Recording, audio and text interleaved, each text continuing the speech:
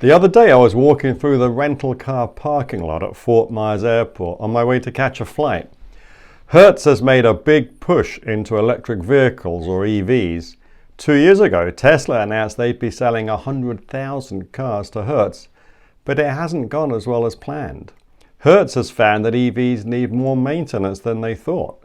Everyone loves the acceleration, but EVs are heavy, and it turns out that doing 0 to 60 in 3.1 seconds increases wear and tear on the tires.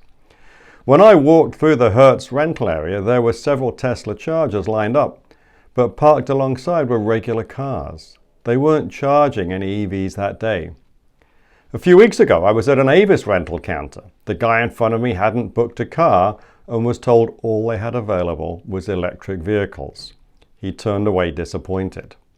I can't imagine renting an electric vehicle. Usually I'm driving in an unfamiliar area, and figuring out where to charge my car for 30 minutes in a place I don't know well just seems a ridiculous waste of time.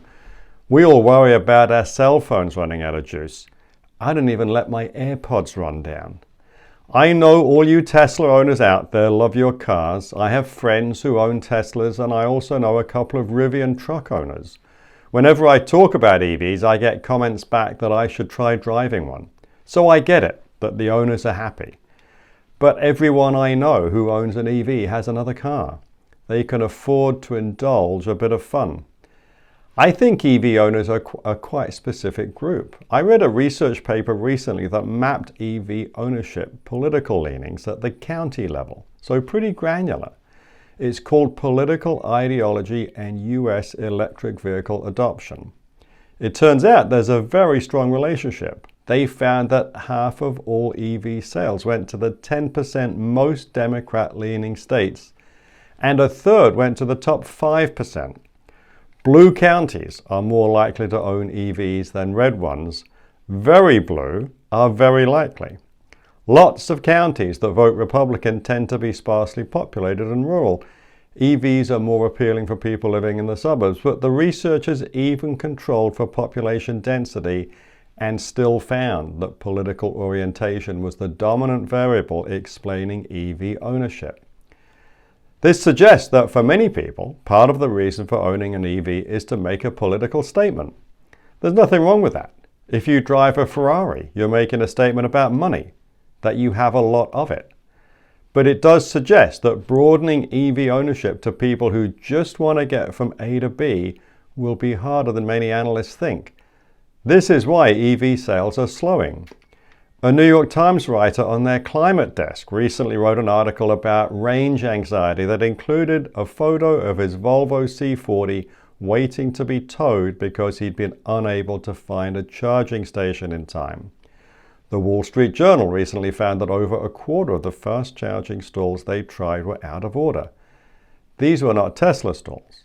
Tesla owners generally find little problem charging their cars, but it still takes many times longer than putting gas in the car.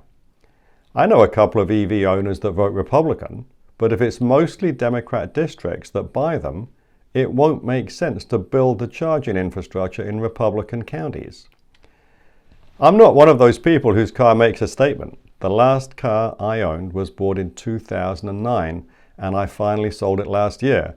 Now I share a car with my daughter because I can walk to the golf course, and if I'm going anywhere else, it's probably with my wife. She often needs to go places without me, so she has a car. Elon Musk is among the most consequential people of our generation. Walter Isaacson wrote a terrific biography about him.